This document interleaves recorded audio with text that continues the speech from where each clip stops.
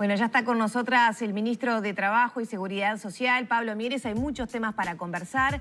Se anunció la baja del seguro de paro, pero también vienen otros desafíos, ¿no? Como, bueno, procesar las actuales certificaciones en la situación que estamos viviendo con la pandemia y los cambios que hay en los testeos. Bueno, también desafíos en el mundo del trabajo, justamente por el aumento de los contagios, entre otros aspectos, además de la reunión que tuvo ayer con el presidente de la República. Bienvenido, Mieres. ¿Qué tal? ¿Cómo andan? Un gusto. Gracias por la invitación. Bueno, empezamos por lo último, quizá por la reunión que tuvo lugar en la jornada de ayer y que se apela nuevamente a el teletrabajo en las oficinas públicas.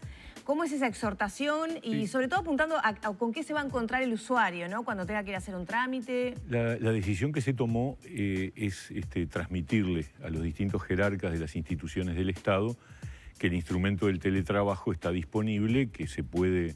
se autoriza a enviar a los trabajadores, a los funcionarios, a trabajar a domicilio por un plazo de 30 días, en la medida que puede colaborar con un mejor funcionamiento de las oficinas ante el riesgo de que el volumen de contagios pueda generar una situación en donde no se puedan cumplir con los servicios. ¿Cómo estábamos en cuanto a teletrabajo en estos días? Yo no tengo un elemento que me permita medirlo. En el sector privado existe y está disponible. Pero digamos que había disminuido, ¿no? Había disminuido. Había cambiado, sí, con la Sí, pandemia, habían bajado los casos, sí, se había retomado bastante la normalidad. Presentado, iban bajando, claro. Esto está vinculado directamente, ¿no? Es decir, es una medida que permite un mayor distanciamiento, cuidarse un poco más, protegerse del riesgo de contagios, y en ese sentido el director de la Oficina de Servicio Civil, Conrado Ramos, ayer anunció esta resolución que se tomó en acuerdo en la reunión que mantuvimos ayer con el presidente, con el ministro de Salud Pública y con el propio Conrado Ramos. Pero eso quiere decir entonces que es una exhortación, pero cada organismo va a tomar la medida y va a resolver. Exactamente, bien, no es una obligación. Exacto. Es recordar que existe, ahora autorizamos nuevamente para que se pueda poner a andar nuevamente en las oficinas públicas, con el afán de que sea un instrumento más para favorecer el buen funcionamiento, para preservar los contagios sin afectar los servicios. Claro. Eso sí, nosotros el límite que hay es que no se pueden cerrar oficinas de atención al público. Cabe esperar entonces que se va a anunciar en las próximas horas de parte de cada oficina, así como decía Lore, si hay algún cambio en el horario o en la atención. Probablemente no necesariamente cambios en horario, bien, sí algunos ajustes, pero nos importa mucho que la gente, que los ciudadanos sean atendidos como han sido en condiciones normales de estos últimos meses, y simplemente que hay otras tareas que se cumplen a nivel de las oficinas públicas que no requieren la atención física presencial y que se pueden realizar desde la casa. La idea igual es que no se cierren entonces ninguna oficina y que si un usuario tiene que hacer algún trámite que es presencial, igual esté, digamos, el horario habitual, solo que va a haber menos funcionarios. Ese es el alcance y me parece muy importante la precisión que ustedes hacen, porque de lo que se trata no es de restringir la actividad de atención a los ciudadanos, sino de compatibilizar esta situación de manera tal de que hay muchas tareas que se desarrollan en las oficinas públicas que no tienen relación directa con una presencialidad y que, bueno, en esos casos sí, darle a los jerarcas la posibilidad de que determinen, bueno, ustedes por estos días vayan a hacer su trabajo en su casa con algunos protocolos que están aprobados por la Oficina de Servicio Civil que garantizan que el trabajo se haga. Es decir, porque el tema del teletrabajo también tiene una contrapartida, que es el control de que la actividad se siga desarrollando, y eso ha funcionado. Yo puedo dar fe en relación al Ministerio de Trabajo, ha funcionado bien. ¿Tienen una proyección de cuántas personas podrían pasar a teletrabajar con esta exhortación? Yo no la tengo. Quizás el director de la Oficina de Servicio Civil sí, porque tiene directamente el conocimiento de la cantidad de funcionarios públicos, cómo están distribuidos, qué tareas realizan. Nosotros no tenemos esa información. Ministro, ¿la exhortación también es extensiva al sector privado, entonces? El sector privado tiene esa posibilidad y obviamente depende de acuerdos de partes, porque con el tema del teletrabajo tiene que haber, en la medida que el contrato es un contrato de presencialidad, si se quiere modificar, tiene que haber un acuerdo de partes entre el trabajador y el empleador para que ocurra. De todas maneras, muchas empresas vigente, ¿no?, que habían instalado el teletrabajo en otro momento de la pandemia, después habían vuelto, pero no del todo, ¿no? Exacto. Hay muchos trabajadores que van 2 días o 1 y después siguen en la casa. ¿Hay estadísticas sobre eso, más o menos? Como nosotros no las tenemos, el Ministerio de Trabajo no las tiene. El Ministerio de Trabajo sí lo que tiene que establecer, y ese es un tema que está en la agenda nuestra, es cómo incorporamos para la inspección de trabajo mecanismos de inspección a distancia también. Claro. O sea, en paralelo a lo que significa el trabajo a distancia, también mecanismos más efectivos de la función de contralor que tiene que tener la inspección de trabajo, también de las actividades de teletrabajo. Pero eso está muy en pañales. El otro día el inspector hablaba con representantes de la OIT y nos decían que no hay prácticamente antecedentes, que si nosotros avanzáramos en esa dirección sería, digamos, de los primeros países del mundo que estarían incorporando ese tipo de, claro, de mecanismos de control. En base a la situación, como que uno dice, apremia, porque además, sí, más allá del control, hay otra cantidad de detalles, el tema del horario, que no estén trabajando las 24 horas, de que no haya tampoco, como usted decía, carencias en cuanto a la, sí, productividad. Es un tema complejo, pero que, sí, cada vez... condiciones de trabajo. Exactamente. Para la y por otro lado, la sensación de que el teletrabajo es un mecanismo, una forma de trabajar. Que llegó para quedarse. Claro, y que independientemente de la pandemia venía creciendo más lentamente, la pandemia lo aceleró y además demostró que podía funcionar. Por lo tanto, en el mundo del trabajo futuro, el componente del teletrabajo va a ser mayor. Por lo tanto, la protección de los derechos de las dos partes, particularmente de los trabajadores, también tiene que ayornarse. Y hay algunos problemas que tienen que ver con el contralor, que están relacionados con las reglas del juego. Por ejemplo, cuando un trabajador trabaja en su casa, es su domicilio y por lo tanto el acceso al domicilio para verificar las condiciones de trabajo depende de la voluntad del dueño. Claro. Porque nosotros no podemos ingresar sí podemos ingresar en un lugar de trabajo, pero no en un domicilio.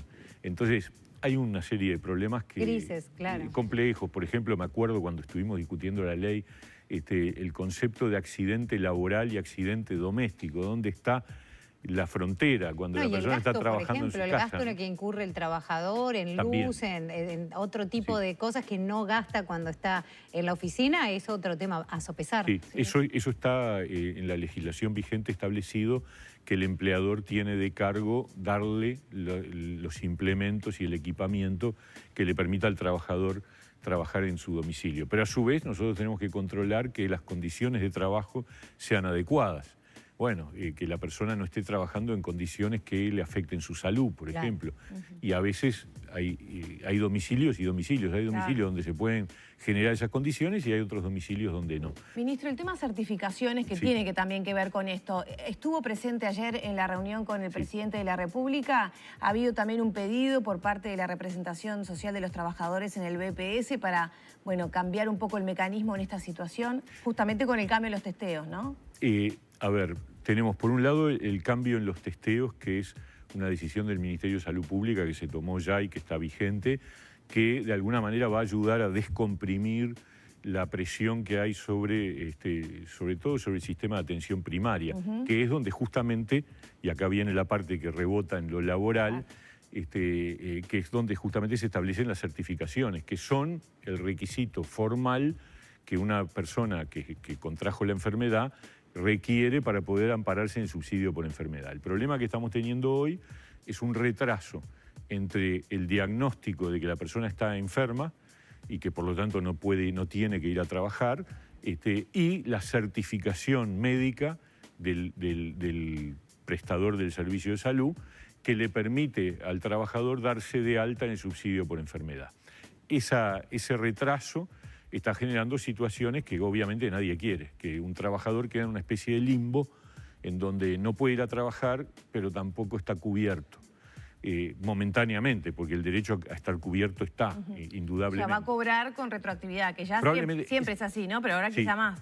Esa es una de las formas que podemos encontrar, retroactividad en la certificación, que eso lleva a presionar sobre todo el funcionamiento del Banco de Previsión Social, que tiene que ajustar sus mecanismos para ingresar en el sistema las certificaciones, u otros mecanismos que estamos analizando, que todavía yo no lo puedo establecer, pero que pueden agilizar momentáneamente, porque el mecanismo de la certificación para tener una idea, médica... ¿mecanismos que por dónde pasan? Más digitales, que de alguna manera... O sea, que haya una certificación telefónica, por ejemplo. O que haya algún instrumento de prueba de que el trabajador está enfermo y que pueda notificarse Pero, por directamente. ejemplo, Ramón Ruiz, representante de los trabajadores, propuso que fueran las empresas las que comunicaran que el trabajador está enfermo y no el prestador de salud, lo cual él dijo que ya se hizo en otros casos, como por ejemplo con empleadas embarazadas que debieron acogerse al seguro de enfermedad estando en épocas de emergencias sanitarias. En realidad no está bueno que sea el empleador,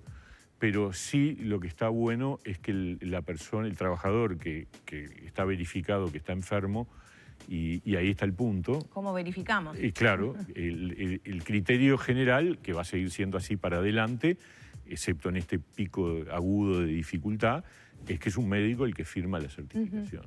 Pero yo digo, si existe un test que dice que la persona es positiva, bueno, ahí hay un instrumento que prueba que la persona está enferma. Claro, pero eso va a cambiar, ¿no? Porque ahora, si yo soy sano, estoy vacunado y tengo algunos síntomas y no presento complicaciones, es probable que no me testeen. No, por lo tanto, no hay forma. ¿Ahí cómo voy a justificar? Pero ahí no hay digamos, o sea, el no se deja de instrumento trabajar. del test positivo no me va a servir porque no lo voy a tener, pero está todavía el tema del retraso. Y la persona no está diagnosticada, ni siquiera puede haber una certificación. Esos casos de personas que son asintomáticas. No, digo alguien que tenga síntomas, que puede ser gripe. No, si tiene síntomas se tiene que testear, eso sin duda.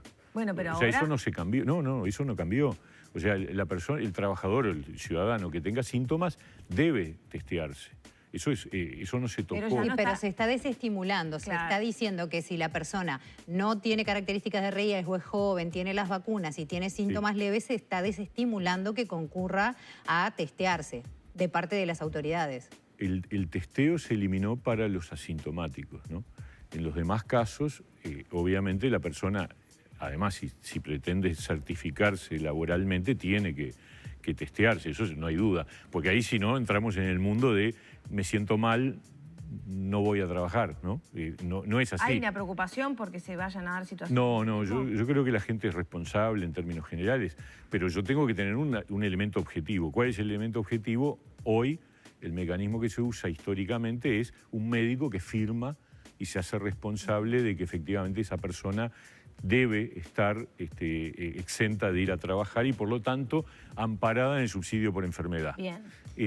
Eso está demorando 3, 4, 5 días y eso genera una situación de dificultad. Lo que queremos es ver cómo hacemos en este tiempo, que será un mes, capaz que menos, para que el trabajador se sienta protegido cuando efectivamente está enfermo, ¿no? Y ahí los caminos entonces son una certificación retroactiva que hay que ver cómo se implementa o quizá otro tipo de certificación, por ejemplo, digital, que el médico constate telefónicamente y haga un certificado electrónico, por ejemplo, sin ver al paciente. Podría pasar algo de eso, podría ser que el resultado del test debidamente transmitido genere el alta en el BPS al subsidio por enfermedad en función de la situación vacunal del trabajador, pero repito, yo no quiero adelantar posiciones porque son cosas que dependen también de elementos técnicos. Exacto. Y de coordinaciones con él. ¿Cuándo se va a definir el otro actor eso? central es el Banco de Previsión Social. Nosotros tuvimos reunión con el presidente del Banco de Previsión Social en el día de anteayer, para coordinar, porque el que después tiene que bancar todas las modificaciones es el Banco de Previsión Social. Entonces, nosotros estamos en contacto directo con el doctor Alfredo Cabrera, que es el presidente del Banco de Previsión Social, para que la medida que eventualmente se disponga esté en línea con que el banco pueda cumplirla a cabalidad, como lo ha hecho hasta ahora. La verdad, yo siempre digo, y lo vuelvo a reiterar ahora, el Banco de Previsión Social ha superado una prueba impresionante, porque no solo pensar que en marzo del 20, en 15 días, entraron 80.000 solicitudes al seguro de paro y fueron tramitadas debidamente y ha habido una respuesta. A veces puede haber alguna demora, pero en términos generales el Banco de Previsión Social enfrentó esta tormenta perfecta y fue desde el punto de vista laboral el organismo que más exigido estuvo y respondió muy bien. Entonces hay equipos, hay capacidades técnicas, hay capacidades de trabajo en el Banco de Previsión Social que nos permiten pensar cosas que en otras partes del mundo, porque esto también viene a cuento decirlo, en otras partes del mundo pasan y bueno, y siguió y nos pasó el agua y mala suerte. Acá hemos tratado cada vez, yo siempre recuerdo, al día siguiente de la emergencia sanitaria, el Uruguay de haber sido uno de los primeros países del mundo y de los pocos que dijo todo trabajador que tiene que cuarentenarse, ¿se acuerdan cuando el tema era cuarentenarse por el contacto directo? Pasa a estar cubierto por el subsidio por enfermedad. Eso es un dato que ocurrió el 14 de marzo del 2020. Queremos aprovechar los minutos porque hay muchas preguntas que están llegando de parte de los televidentes. Uno, por ejemplo, está preguntando si da COVID positivo, si está obligado a teletrabajar, si hay algo en esa línea. No, si esa persona tiene un diagnóstico positivo, tiene que aislarse. Ese es un dato que... Pero, por ejemplo, al estar enfermo, ¿pueden obligarlo a teletrabajar o tiene que descansar en su casa? En principio, por supuesto que cada persona acordará lo que le parece, pero la previsión médica es que la persona debe aislarse y dejar de trabajar. No hay una normativa que diga que es obligatorio seguir trabajando, ni lo contrario. Cuando uno está certificado por enfermedad no puede trabajar. Si está certificado por enfermedad no debe trabajar porque además el pago de sus ingresos lo está abordando el Banco de Previsión Social. Pero entonces está en línea con lo que el televidente estaba diciendo. Claro. No pueden pedirle que teletrabaje si está certificado. Un trabajador certificado no debe trabajar, eso es así. Bien. Ministro, hablemos un poco del seguro de paro. Bueno, usted presentaba las cifras, hubo una reducción, pero también tenemos expresiones de las últimas horas de preocupación. Por ejemplo, agencias de viaje, ¿no? Que ya están viendo, o turismo en general, ¿no? Ya está viendo un resentimiento. Sí. Tema clima, pero obviamente el tema ola de Omicron está complicando y sobre todo las agencias de viaje que estaban retomando la actividad con los uruguayos que estaban saliendo. Por ahí ya viene un pedido además de quizá extender los seguros de paros para ese rubro. ¿Cómo se está viendo esta situación? A ver, lo primero que hay que decir es que es una pena, pero efectivamente cada vez que la pandemia aumenta o incrementa su impacto, el impacto laboral existe. Los datos a diciembre en el caso de los seguros de paro, a noviembre en el caso del total del mercado laboral a través de la encuesta de hogares del INE son muy buenos. Nosotros estamos en una situación laboral mejor incluso que la del 2019. O sea, ya estamos pensando no en comparaciones con la prepandemia, con el año prepandemia, sino con el periodo quinquenal anterior. De hecho, la cantidad de trabajadores en seguro de paro en diciembre, en el seguro de paro total, dejando de lado los que están en seguro de paro parcial, es inferior al promedio de trabajadores en seguro de paro total de 2015 a 2019. O sea, ya no es con respecto a 2019, es con respecto al quinquenio anterior. ¿Y las causales? Es muy parecido, es decir, acá lo que hay... Porque se ha dicho que había aumentado el causal de despido, ¿no? Son personas que ya no van a volver al trabajo. Lo cual es lógico, ahora lo explico. O sea, en diciembre, 3 de cada 10 trabajadores que salieron del seguro de paro lo hicieron por despido, 7 por reincorporación. Hasta los meses anteriores estábamos en 7,5. O sea, en realidad la diferencia es mínima, pero también es lógico porque cuanto menos trabajadores hay en seguro de paro es porque los trabajadores que están por razones estructurales, que tienen que ver con empresas que tienen que reducir personal o que se cerraron. Entonces, la proporción entre despidos y causales provisorias, como son la suspensión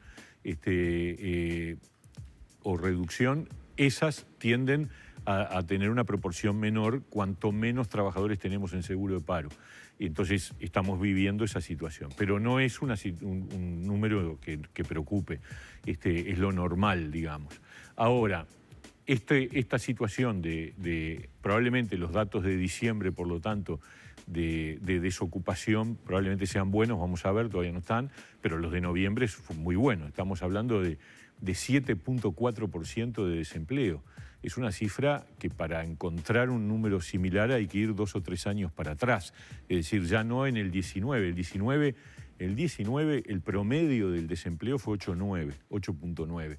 7.4 está bastante por debajo, es el dato de noviembre del año pasado.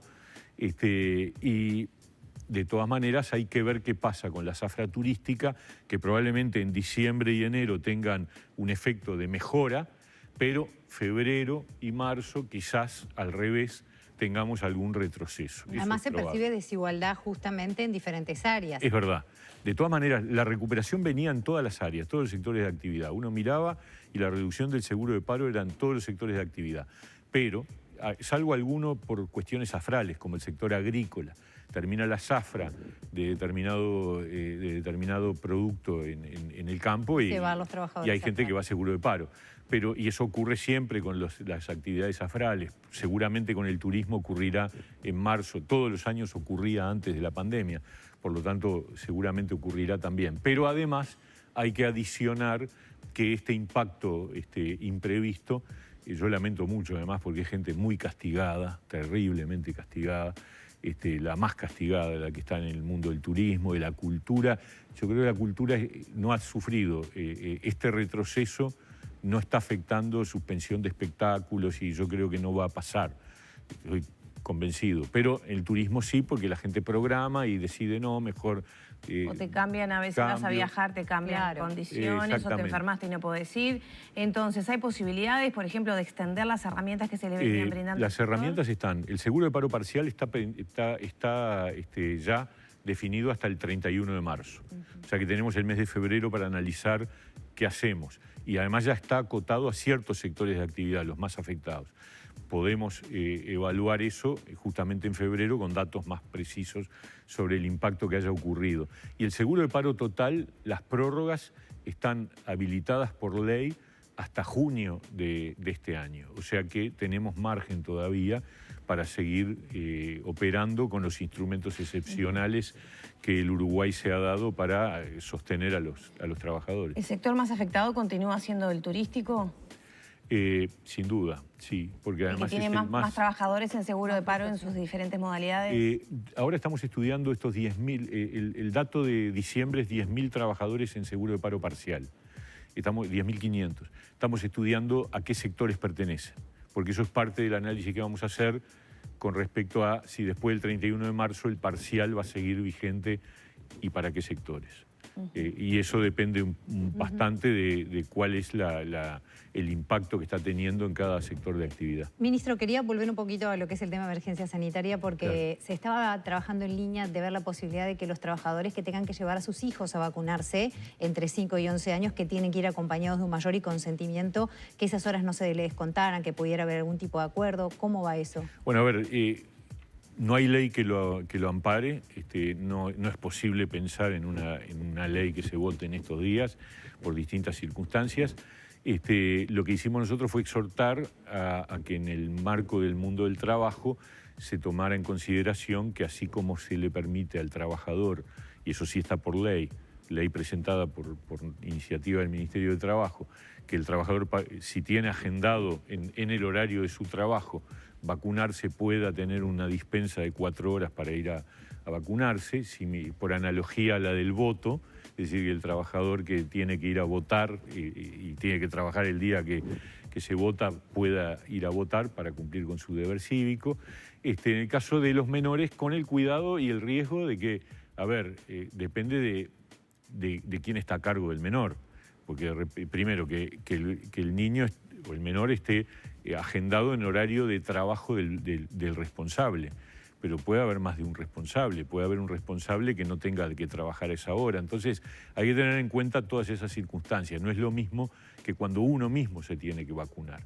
Pero es claro también que hay trabajadores que tienen menores a cargo, y en eso sabemos que hay una asimetría injusta pero real en el sentido de las trabajadoras mujeres, que puedan, que no sea un impedimento para que sus hijos se vacunen. Pero en principio no habría una herramienta legal, No por tenemos ejemplo, ninguna, más que una exhortación que hicimos La ayer. exhortación que es de las 4 horas como para cuando Claro, uno mismo que se se va a tenga vacunar. en cuenta que así como hay 4 horas para que el trabajador se pueda vacunar, debería darse una flexibilidad. Jurídicamente no hay amparo, pero apelamos a que haya sensibilidad y que aquellos que tienen a su cargo un menor y que ese menor tiene que vacunarse en un horario que coincide con el trabajo de su responsable, que se le pueda admitir, autorizar la salida, ¿no? Ministro, muchas gracias por estos minutos. Un gusto, encantado. Muchas gracias. Cerramos por aquí entonces la entrevista con el ministro de Trabajo y Seguridad Social, Pablo Mieres.